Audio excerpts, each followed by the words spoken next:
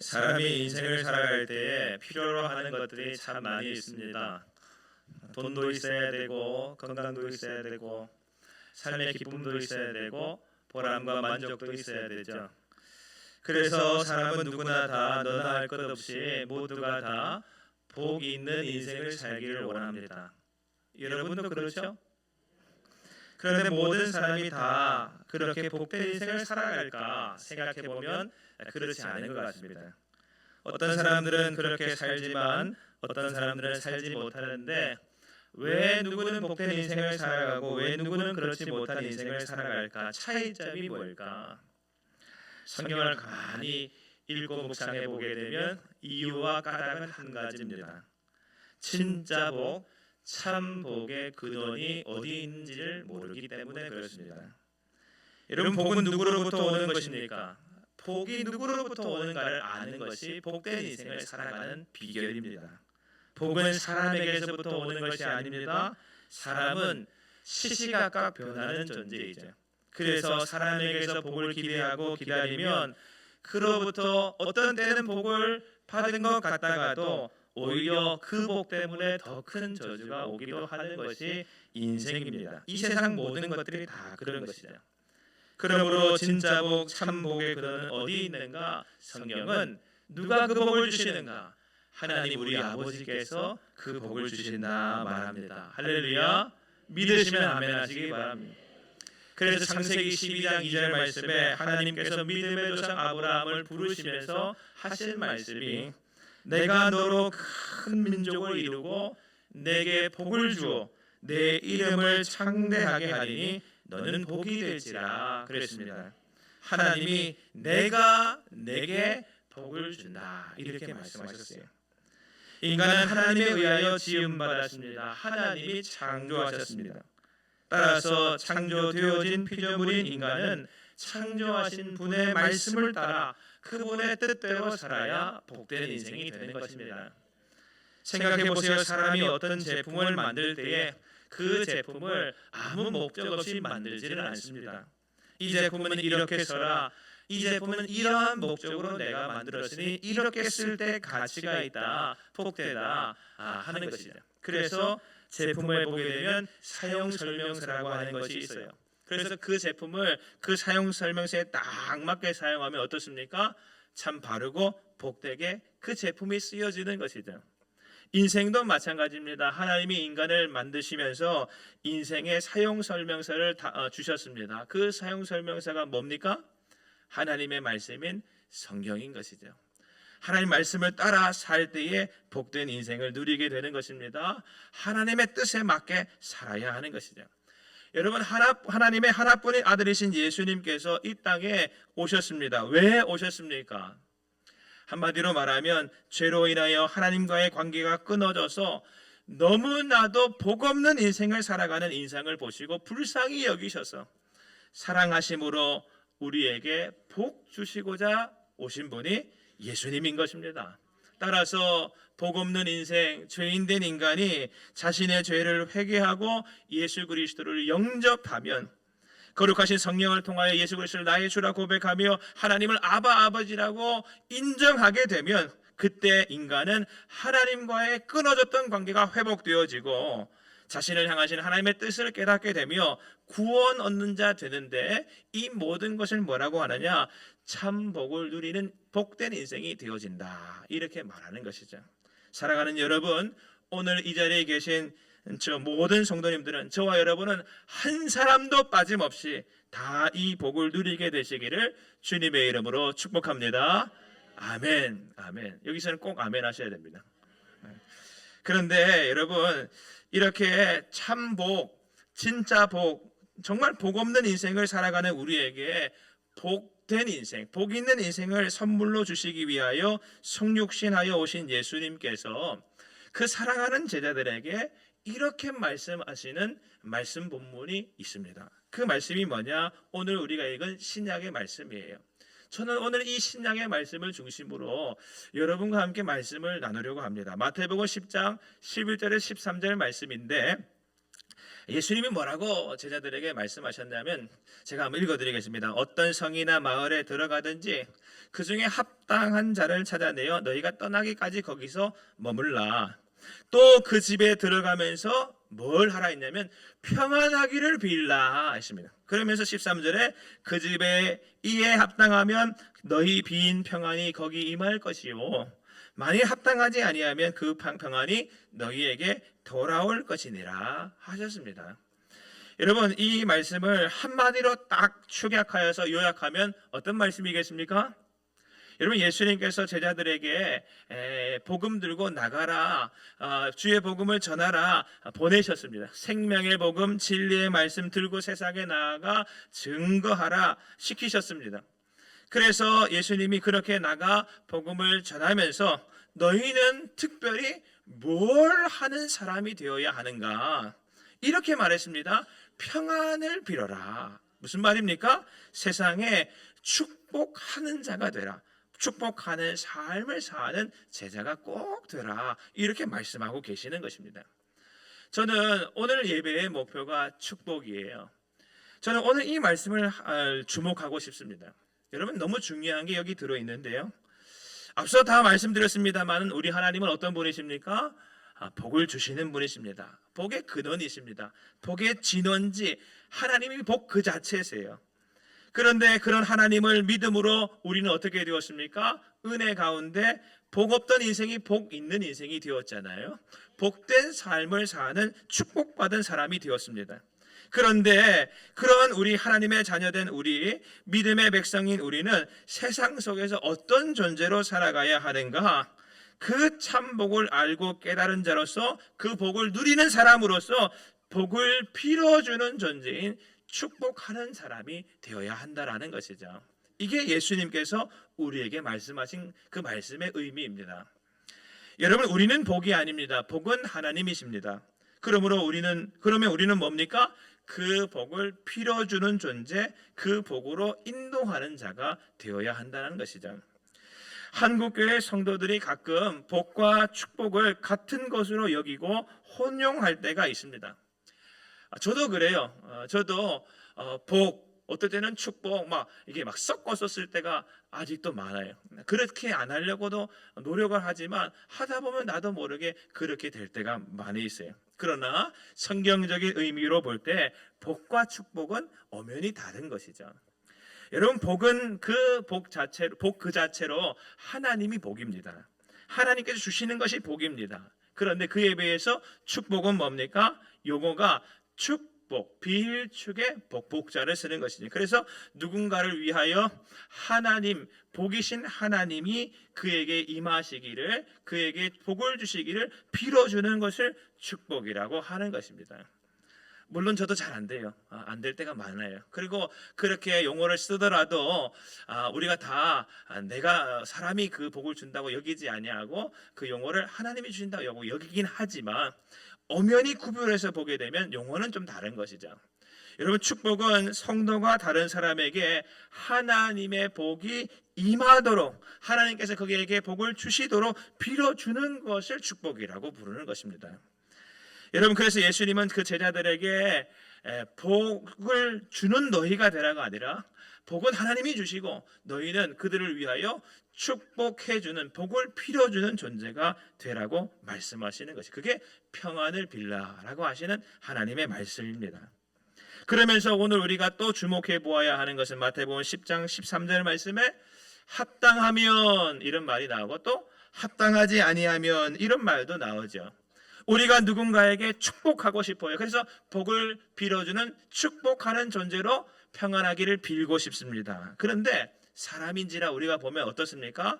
이 사람은 합당한 것 같아요. 그래서 복을 빌어주고 싶은 마음이 막 커져 있습니다. 그런데 이 사람을 보니까 이 사람은 아닌 것 같아. 아무리 복을 빌어줘도 안 될 것 같아. 에라이, 안 되겠어, 이 사람은. 이렇게 생각할 수 있는 사람이 있죠. 그래서 하나님의 평안, 하나님의 복을 빌어주려니까 너무 부족해 보여요. 안 해야겠다, 이렇게 여길 수 있는 마음이 우리 마음에 있을 수 있을까요? 없을까요? 그러면 안 되는데 그럴 때가 있죠. 그러나 예수님은 뭐라고 말씀하십니까? 복을 빌어주는 존재인 제자인 너희는 너가 생각하는 그런 합당함과 합당하지 않음, 그것이 하나님께 비는 축복의 조건이 되어서는 절대로 안 된다, 이렇게 말씀하고 계시는 것 아니겠습니까? 여러분, 그렇습니다. 이것이 그리스도인의 사명이자 삶인 것입니다. 많은 성도들이 사명 그러면 언제든지 마태복음 28장 19절에서 20절만 떠올립니다. 너희는 가서 모든 민족을 제자로 삼아 아버지와 아들과 성령의 이름으로 세례를 베풀고 내가 너희에게 분부한 모든 것을 가르쳐 지키게 해라. 이게 사명이라고 생각합니다. 세상에 나가서 우리를 살린 복음, 좋은 소식인 예수 그리스도를 전하고 그것을 가르치는 이 일이 우리의 사명이야, 그렇게 여기는 것이죠. 특별히 신앙생활 오래 하신 분, 은혜 많이 받으신 분, 투철한 그리스도인일수록 이러한 경향을 많이 가지고 있습니다. 그런데 그것만이 우리의 사명이 아닙니다. 오늘 말씀이 말해주고 있는 것처럼 우리가 복음, 복된 소식을 증거하는 자로서 그 복음을 들려줌과 동시에 우리는 항상 그들을 위하여 축복하는, 하나님께 복을 빌어주는 축복의 사람이 되어야 한다, 우리 주님께서 말씀하고 계시는 것이죠. 이것도 우리의 사명인 것이죠. 따라서 우리가 하나님께 그에게 복을 주시기를 기대함으로 그 사람을 하나님 손에 맡겨드리고 의탁하고 하나님께 소망을 둠으로 하나님께 부탁드리는 것, 축복하는 것, 그것은 우리가 그의 영혼을 위해 할 수 있는 유일한 일이 되어지는 것입니다. 이것을 모르면 우리는 나가서 말로만 복음을 잘 전하면 된다, 예수님만 잘 말하면 된다라고 생각하고 복을 빌어주지 않는, 그래서 약간 좀 강직한, 좀 복음이 들려오지만 좀 매력적으로 들리지 않는 말씀이 될 수가 있는 것이죠. 사랑하는 여러분, 우리는 하나님이 그에게 복을 주시기를 빌어주는 존재가 되어야 할 줄로 믿습니다. 하나님은 우리 모든 성도들을 축복의 통로, 축복의 사람으로 우리를 부르고 계시는 것입니다. 그러면 여러분, 우리는 어떻게 하면 축복의 사람, 늘 축복하는 자가 될 수 있을까? 세 가지를 여러분과 함께 나누려고 하는데, 첫 번째는 항상 축복하는 마음을 가져야 합니다. 여러분, 우리 하나님 어떤 분이십니까? 성경 말씀을 가만히 보고 있으면 하나님은 복 주시고 싶어서 안달나신 분인 것 같아요. 항상 하시는 말씀이 복 줄게, 복 줄게, 복 줄게 이러시는 것이죠. 여러분, 창세기 1장 28절에 보게 되면 하나님께서 인간을 창조하시고 난 다음에 제일 먼저 하신 일이 뭐라고 성경은 말하는가 하면, 하나님이 자기 형상 곧 하나님의 형상대로 사람을 창조하시되 남자와 여자를 창조하시고 하나님이 그들에게 뭘 하셨대요? 복을 주시며 하나님이 그들에게 이르시되 생육하고 번성하여 땅에 충만하라, 땅을 정복하라, 바다의 물고기와 하늘의 새와 땅에 움직이는 모든 생물을 다스리라 하시니라 했습니다. 하나님이 아담과 하와 사람을 만드시고 난 다음에 제일 먼저 하신 그 다음에 나오는 것이 뭡니까? 복을 주셨다. 그렇습니다. 하나님이 인간에게 복을 주셨기 때문에 인간은 생육하고 번성하게 되었고, 하나님이 인간에게 복을 주셨기 때문에 인간은 번성하게 되었고, 하나님이 인간에게 복을 주셨기 때문에 땅에 충만하고 땅을 정복하고 모든 생물을 다스릴 수 있는 존재가 되어진 것이죠. 하나님은 그렇게 복 주시기를 원하시는 분이십니다. 예수님도 마찬가지예요. 예수님께서 마태복음 5장에 보게 되면 산상수훈 말씀을 가르치시는데, 마태복음에 보게 되면 산상수훈 말씀은 예수님께서 갈릴리에서 자기에게 나온 많은 사람들에게 가장 먼저 가르치셨던 말씀 중에 하나거든요. 거기 보면 이렇게 나옵니다. 예수께서 무리를 보시고 산에 올라가 앉으시니 제자들이 나온지라 입을 열어 가르쳐 이르시되 뭐라고 하셨냐? 심령이 가난한 자는 복이 있나니 천국이 그들의 것이미요. 복에 대해서 말씀하셨습니다. 그들에게 복 주시고자 하시는 우리 주 예수님의 마음이 느껴지십니까? 여러분, 팔복이라고 그래요. 심령이 가난한 자는 복이 있나니 천국에 그들의 것이며, 이것만 말씀하지 않으셨어요. 8가지 복에 대해서 쭉 말씀하셨습니다. 그리고 말씀을 가만히 보면 복 주신다는 표현이 사실은 총 9번 나와요. 놀라셨죠? 네. 여러분, 그만큼 우리 주님이 복 주시기를 원하시는 분이다라는 것이 성경 속에 들어있습니다.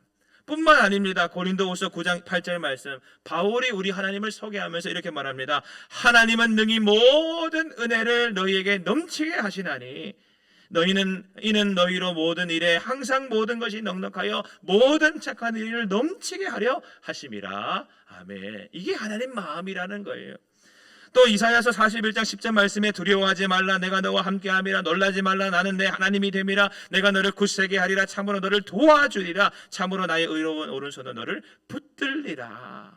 이게 하나님의 마음이에요. 주라 그리하면 너희에게 줄 것이니 곧 후히 되어 누르고 흔들어 넘치도록 하여 너희에게 안겨주리라. 하나님이 우리에게 복을 주시니 땅의 모든 끝이 하나님을 경외하리로다. 우리가 다 그의 충만한 데서 받으니 은혜 위에 은혜로라. 우리 주님은 복에 위에 복을 주시는 분이다. 각양 좋은 은사와 온전한 선물이 다 위로부터 빛들의 아버지로부터 내려오나니 그는 변함도 없으시고 회전하는 그림자도 없으시니라. 아멘. 여러분 그렇습니다. 이처럼 하나님은 인생이 하나님으로부터 큰 복을 받아 누리기를 원하고 계시는 분이십니다. 그래서 우리 주님은 누구든지 나오라 수고하고 무거운 짐진 자들아 다 내게로 오라 내가 너희를 쉬게 하리라. 우리 주님을 영접하기만 하면 하나님의 자녀가 되는데 누구든지 다 된다. 주님께서 기쁨으로 다 맞아주시는 것이죠. 따라서 우리가 이 하나님을 믿는다면, 이 하나님의 자녀라고 한다면, 이 주님의 제자라고 한다면 우리 주님이 가지고 계신 이 마음을 우리도 똑같이 가지고 있어야 하는 것이 아닐까요? 여러분 그래서 우리는 항상 다른 사람을 볼 때 그 하나님의 마음으로 볼 수 있어야 됩니다. 저 사람 저 왼수 가끔씩 보다 보면 남편이 그렇게 보일 때 있잖아요. 여러분은 안 그러신가 보네요. 저도 안 그래요. 그런데 그럴 때가 가끔씩 있다고 하더라고. 근데 보다 보면 저 사람 가는 천국은 나도 안 갔으면 좋겠다. 천국에서 제발 안 만났으면 좋겠다. 뭐 이런 마음이 드는 사람도 있을 수 있잖아요. 그러나 우리는요 그게 아니에요. 우리는 하나님의 마음을 가지고 사람들을 볼 수 있어야 돼요. 하나님은 누구에게든지 복 주시기를 원하세요. 따라서 우리는 어떻게 하면 축복하는 자, 축복의 사람이 될 수 있는가? 이 하나님의 마음을 똑 닮은 마음을 가지고 있으면, 그렇게 그 마음이 회복되어 있으면 축복의 사람이 될 수 있습니다. 두 번째로는 축복의 말, 축복의 언어를 생활화해야 합니다. 여러분 언제나 어디서든지 어떤 상황에 있든지 우리 입에서 터져 나오는 말은 안 된다, 안 되겠다, 너는 못한다, 저주의 말이 아니라 축복의 말, 그런 말들을 우리가 입에서 나와야 합니다. 하나님의 손에 상대를 맡기고 하나님이 그에게 은혜 주시기를 기대함으로 축복의 말을 많이 하는 자가 되어 보십시오. 습관적으로라도 해보십시오. 생각한 뒤에 따져본 뒤에 축복하려고 하면 불가능합니다. 상황과 관계없이 일단 말부터 하고 보는 거죠. 여러분 하나님은 말씀으로 세상을 창조하셨습니다. 그리고 하나님에 의하여 창조된 인간은 하나님의 형상으로 창조되었기 때문에 말의 능력이 있습니다. 그래서 어떻게 말하느냐에 따라서 그 영향력이 다르게 나타나는 것이죠. 지난 주간에 최근에 한 연예인이 스스로 생을 마감하는 일이 있었어요. 아주 젊은 여자 배우였는데 어릴 때부터 연예계에서 지내오면서 자신의 커리어를 쌓아오던 사람이었는데 젊은 날 한 번의 실수로 음주운전을 하게 되었고 그 일로 사람을 죽이지는 않았지만 그럼에도 큰 피해를 입혀서 자숙의 기간을 가졌습니다. 그리고 그 일로 인해서 준비하고 있던 영화에 참여하지 못함으로 위약금을 지불해야 하는 어려움이 생겼는데, 그래서 이제 그 위약금을 좀 갚아보려고 아르바이트라도 해서 자기 진빚을 좀 갚아보려고 하는데 사람들이 뭐 합니까? 찾아가서 사진 찍고 악플 달고 욕하고 막 했죠. 결국 그 여자 연예인은 자신을 위해 축복해 주는 말을 해주지 않고 비난과 저주의 말을 일삼는 사람들의 그 말에 파묻혀서 스스로 생을 끊어버리는 일이 있었다라는 것이죠. 여러분 말은 이처럼 능력이 있습니다. 말 한마디로 천냥빚도 갚을 수 있어요. 말 한마디로 사람을 죽일 수도 있습니다. 말 한마디로 사람 살릴 수도 있는 것이 우리입니다. 우리가 사는 이 세상은 너무나도 각박하다 못해서 이제는 축복의 말, 축복의 언어를 상실한 것을 넘어서 멸종된 것 같아요. 그래서 어디에 가도 축복의 말 들어보기가 힘든 세상이 되었습니다. 그런데 이런 가운데 살아가는 우리 그리스도인들이, 하나님의 자녀들이, 주님의 제자인 우리가 축복의 말을 늘 하면서 축복을 선포한다고 한다면 그 축복의 말의 나비 효과가 얼마나 대단하겠습니까? 히브리서 10장 20절 21절에 보게 되면 이런 말씀이 있습니다. 믿음으로 이삭은 장차 있을 일에 대하여 야곱과 에서에게 축복하였으며, 믿음으로 야곱은 죽을 때 요셉의 각 아들에게 축복하고, 이렇게 말합니다. 히브리서 11장은 믿음장인데 믿음의 사람들을 쭉 열거하면서 그들이 했던 가장 좋은 믿음의 모습들을 쭉 말하는데, 여러분, 야곱과 이삭에 대하여 말하면서 히브리서 기자는 무엇이 가장 그에게 믿음이 있었던 행위였는가를 말하면서 이렇게 말합니다. 이삭은 아들 야곱과 에서에게 축복하는 말을 했다. 그리고 야곱은 아들 요셉의 각 아들을 위하여서 축복하는 말을 하고 죽었다. 이렇게 말하면서 그게 가장 믿음 있는 행동이었다. 이렇게 표현하고 있습니다. 여러분, 이삭의 일상 가운데 복되고 귀한 일이 얼마나 많습니까? 이삭은 우물 파면 팔 때마다 우물이 다 터져 나왔고 30배, 60배, 100배의 한 결실을 맺는 삶을 살았던 사람이 이삭이고, 또 대표적으로는 아버지 아브라함을 따라서 모리아산에 올라가서 번제로 바쳐질 뻔하다가 여호와 이레의 하나님의 은혜로 말미암아 살아난 사건이 있었습니다. 그게 이삭의 인생에서 너무 중요한 사건인데 히브리서 기자는 그 이야기를 하지는 않아요. 그러면서 뭐라고 말합니까? 이삭의 일생 가운데 가장 기억해야 할 일 한 가지를 꼽는다면 그가 믿음으로 자식들을 축복한 사건이다 라고 말하고 있어요. 여러분, 야곱도 마찬가지입니다. 야곱의 인생에 얼마나 파란만장합니까? 베델 사건, 또 라반과의 관계, 브니엘 일들, 야복강 나루에서 브니엘 사건 등등 여러 가지 일들이 있잖아요. 그런데 야곱도 다른 것 다 제쳐두고 죽을 때에 요셉의 각 아들에게 축복한 거, 그게 믿음으로 한 것이었다. 그거를 딱 말하고 있어요. 여러분, 믿음의 눈으로 볼 때 하나님의 백성이 하는 일 가운데 가장 귀한 일이 뭐라는 겁니까? 축복하는 거라는 거예요. 여러분, 야곱, 이삭뿐만 아닙니다. 모세도 그랬습니다. 또 믿음의 사람들은 다 그랬습니다. 바울을 보세요. 바울이 많은 서신서를 남겼잖아요. 그의 서신서를 빠지지 않고, 서신서를 잘 연구해 보게 되면, 읽어보면 그의 서신에 빠지지 않고 등장하는 말이 뭔 말입니까?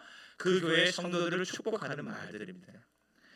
여러분, 우리 그리스도인들은 그렇습니다. 우리 입은 항상 어떤 입이 되어야 하느냐? 하나님께 그의 삶을 의탁드리면서 축복의 말을 하는 언어 생활이 되어야 하는 것이죠. 이것이 하나님께서 우리에게 기대하고 계시는 일입니다. 마지막으로, 축복하는 성도는 그 무엇보다 무엇을 가장 열심히 해야 하는가? 사람에게 해주는 그 축복의 말, 상대를 위해 해주는 그 축복의 말보다 사실은 하나님께 그의 영혼을 넣고 축복을 비는 기도를 많이 해야 합니다. 할렐루야.